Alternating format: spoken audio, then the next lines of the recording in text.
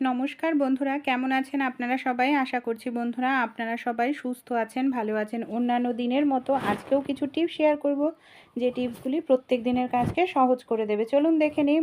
মুগ ডাল অনেক সময় দেখা যায় অনেক দিন ধরে আমাদের ঘরে পড়ে থাকলে খুব সহজেই মুগ ডালের মধ্যে পোকা ধরে যায়। তাই ছোট্ট এই কাজটি করুন। মুগ ডাল 6 মাস ঘরে থাকলেও পোকা ধরবে না। গ্যাসের ওপর আপনারা এখানে একটি কড়াই বসিয়ে দিন। আমি কড়াইয়ের মধ্যে মুগ ডালটাকে দিয়ে হালকা করে একটু ভেজে নেব, যাতে মুগ ডালের কালার কোনো রকম চেঞ্জ না হয়। মুগ ডাল থেকে যখনই সুন্দর একটি মিষ্টি গন্ধ বের হবে তখন বুঝে যেতে হবে মুগ ডাল হয়ে গেছে। তখনই আমরা কি করব, গ্যাসটা বন্ধ করে ঠান্ডা করে নিয়ে কৌটোয় ঢেলে রেখে দেব। একটি পাত্রের মধ্যে এখানে আমি নিয়ে নিয়েছি বেশ কিছুটা পরিমাণ আটা। এখানে আমি দিয়ে দিচ্ছি সামান্য পরিমাণ একটু টুথপেস্ট, বেশি নয়, সামান্য পরিমাণ একটু টুথপেস্ট দিয়ে দিতে হবে। এরপর কি করব, এখানে দেখুন আমি আটা আর টুথপেস্টটাকে জল দিয়ে খুব ভালো করে এইভাবে গুলিয়ে নিচ্ছি। এবার আমাদের বাড়িতে যে এই ধরনের বাসন থাকে, স্টিলের বাসন, অনেক সময় দেখা যায় গ্লেজটা নষ্ট হয়ে যায়, বা আমরা ননভেজ জাতীয় কোনো কিছু যখন খাই, বিশেষ করে ইলিশ মাছ, খাসির মাংস, বাসনের থেকে না গন্ধ বের হতে থাকে। তাই এইভাবে টুথপেস্ট আর সামান্য ময়দা দিয়ে বা আটা দিয়ে আপনারা যদি একটু ডলে নিতে পারেন, দেখবেন বাসনের থেকে দুর্গন্ধটাও চলে যাবে, আর যে বাসনের গ্লেজটা চলে গেছিলো স্টিলের, নতুনের মতো চকচকে হয়ে যাবে। ভালো লাগলে টিপসটি অবশ্যই অ্যাপ্লাই করে দেখবেন। অনেক সময় অনেকটা পরিমাণ শুকনো লঙ্কা আমরা দেখা যায় ঘরে এনে ফ্রিজের মধ্যে বা বাইরে রেখে দিই। অনেক সময় কৌটোয় রেখে দিলে দেখা যায় এই যে শুকনো লঙ্কা, এর মধ্যে না ফাঙ্গাস ধরে যায় আর শুকনো লঙ্কাগুলো নষ্ট হয়ে যায়। রুটি করার পর আমাদের তাওয়াটা দেখবেন অনেকক্ষণ গরম থাকে। গরম তাওয়াতেই আমরা যদি এই শুকনো লঙ্কাগুলোকে দিয়ে কিছু সময় একটু রেখে দিই, 1-2 মিনিট, তাহলে শুকনো লঙ্কার ফাঙ্গাস চলে যাবে আর গ্যাসটাও খরচা করতে হবে না। এইভাবে খুব সহজেই ফাঙ্গাস আপনারা দূর করতে পারেন। অনেক সময় অনেক দিনের জন্য চাল আমরা ঘরে কিনে রেখে দিই, কিন্তু 6-7 মাস হলেই চালের মধ্যেই দেখুন পোকা ধরে যায়। চালের মধ্যে কোনো রকম পোকা ধরবে না, আপনারা এই টিপসটি ফলো করুন। আপনাদের চাল 6 মাস পর্যন্ত ভালো থাকবে।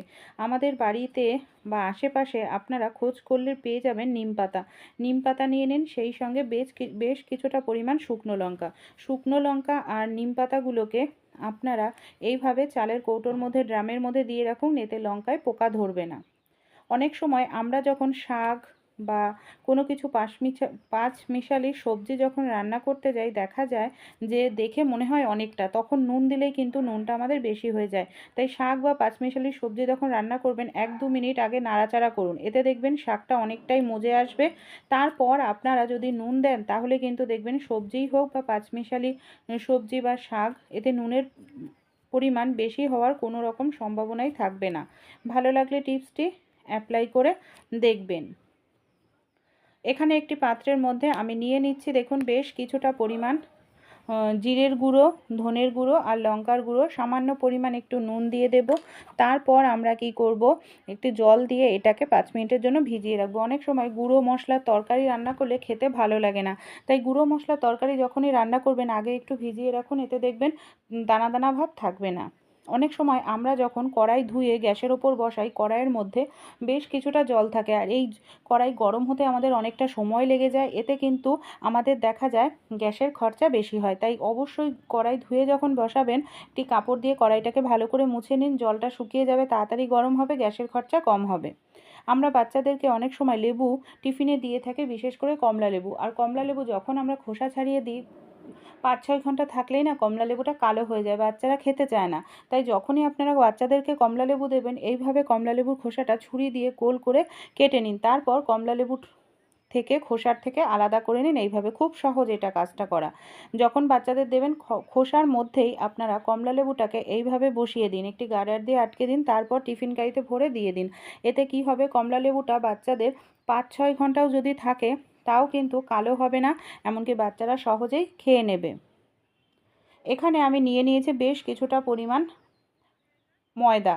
অনেক সময় আটা কিংবা ময়দা আমরা রুটি খাই, দেখা যায় হাত দিয়ে আমরা পারি না মাখতে, হাত কেটে যায়। সেক্ষেত্রে হাত লাগানো ছাড়াই এই ধরনের যে পিলার থাকে সেটা নিয়ে নিন, পিলারের সাহায্যে গোল গোল ঘোরালেই খুব সহজেই আপনারা আটাটা বা ময়দাটা মেখে নিতে পারবেন। আর এইভাবে পিলারের সাহায্যে মাখলে বাসনের যে অনেকটা পরিমাণ আটা লেগে থাকে, আটাও লেগে থাকবে না, বাসনও পরিষ্কার হবে, এমনকি খুব দ্রুত তাড়াতাড়ি বাসনটাও আপনারা মেজে ফেলতে পারবেন। সেই সঙ্গে আটাটাও নষ্ট হচ্ছে না। আর দেখুন কত সুন্দরভাবে এখানে আমি হাত না লাগিয়ে মেখে নিলাম। ভালো লাগলে টিপসটি ট্রাই করে দেখবেন। পাকা পেঁপে কম বেশি আমরা অনেকেই খেয়ে থাকি, পছন্দ করি, কিন্তু আমরা যখন পেঁপে কাটি, এই যে পেঁপের খোসাটা কিন্তু কেটে ফেলে দিই। তাই পেঁপের খোসা ভুল করেও ফেলবেন না। পেঁপের খোসার মধ্যেও কিন্তু পেঁপে খানিকটা অংশ লেগে থাকে। আর পেঁপে কিন্তু আমাদের ত্বকের জন্য ভীষণ ভালো, স্বাস্থ্যের জন্য যেমন ভালো, ত্বকের জন্য খুব ভালো। একটি কন্টেনারে ভরে ফ্রিজের মধ্যে 10-12 দিন রেখে দিতে পারেন। এটাকে কী কাজে ব্যবহার করব? ট্যান রিমুভ করতে, প্রাকৃতিক গ্লো ফিরিয়ে আনতে ভীষণ সাহায্য করে পেঁপে। আপনারা মুখে, হাতে, পায়ে এইভাবে একটুখানি পেঁপে যদি ডলে নিতে পারেন, এই যে খোসার মধ্যে লেগে রয়েছে, ডলে 1-2 মিনিট একটু রেখে দিন, তারপর নর্মাল জল দিয়ে ধুয়ে নেবেন। দেখবেন খুব সহজেই ট্যান রিমুভ হবে। ত্বক খুব দ্রুত তাড়াতাড়ি উজ্জ্বল করতে সাহায্য করে। এখানে আমি একটি প্লেট নিয়ে নিয়েছি, ছোট প্লেটের মধ্যে সামান্য পরিমাণ একটু তেল খুব ভালো করে এইভাবে লাগিয়ে নিচ্ছি। একটি বাটি নিয়ে নিচ্ছি, যে বাটির নিচটা প্লেন সেই বাটিতেও একটু তেল লাগিয়ে খুব ভালো করে এইভাবে লাগিয়ে নিলাম। এখানে লুচি তৈরি করা লেচি, একটির সঙ্গে একটি লেচি নিয়ে নিয়েছি, মাঝখানে তেল লাগিয়ে নিয়েছি। বাটি দিয়ে এইভাবে হালকা চাপ দিলেই একসঙ্গে, আমি এখানে দুটো করে দেখালাম, আপনারা 5-6টা লুচিও বেলে নিতে পারেন। কোনো রকম বেলুন চাকির প্রয়োজন পড়ে না। যেহেতু তেল লাগিয়ে নিয়েছি তাই খুব সহজেই কিন্তু লুচিটা এখানে আমার ছাড়ানো হয়ে যাবে। আর এইভাবে আপনারা কিন্তু এমার্জেন্সি সময় যখন অনেক লুচি বেলতে হবে, খুব সহজেই লুচি বেলে নিতে পারেন। এখানে আমি একটি কড়াই বসিয়ে দিয়েছি গ্যাসের ওপর। আর সবার প্রথমে কড়াইটাকে খুব ভালো করে আমাদের গরম করে নিতে হবে। যখন কড়াইটা আমাদের খুব সুন্দরভাবে গরম হয়ে যাবে, আমরা দিয়ে দিলাম একটি রুটি।